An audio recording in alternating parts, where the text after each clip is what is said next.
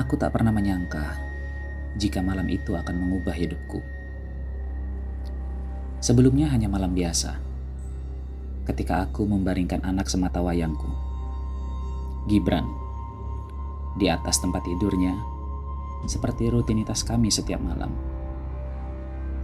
Ia baru berusia 6 tahun, penuh imajinasi, dan akhir-akhir ini ia semakin sering bicara tentang monster di bawah kasur. Ayah, periksa bawah kasurku dulu ya. Siapa tahu dia masih ada di bawah sana. Gibran memintaku untuk memeriksa bawah kasurnya. Aku tersenyum.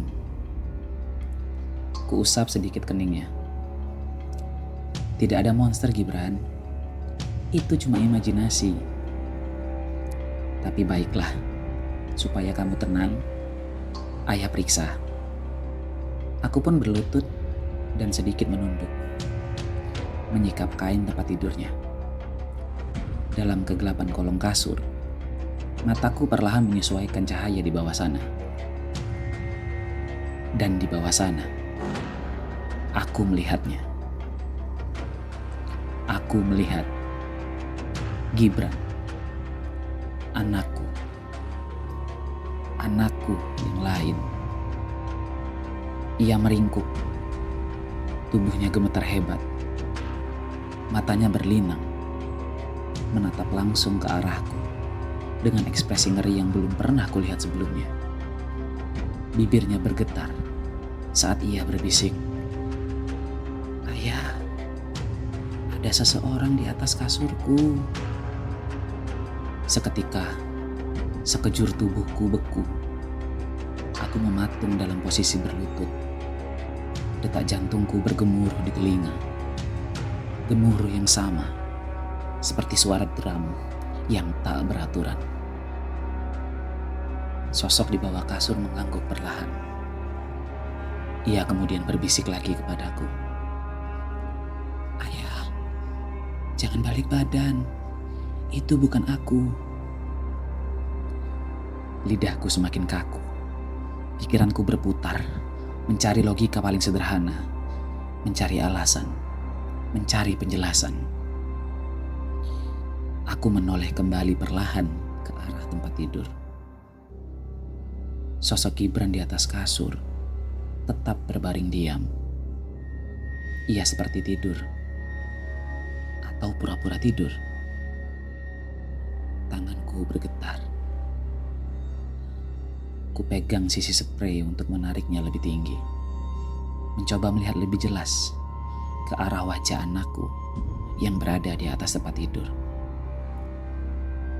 Wajah itu menatapku, tapi seperti ada sesuatu yang salah. Matanya datar, tanpa emosi. Seolah-olah ia tak mengenalku. Senyumnya perlahan muncul. Tapi bukan senyum Gibran.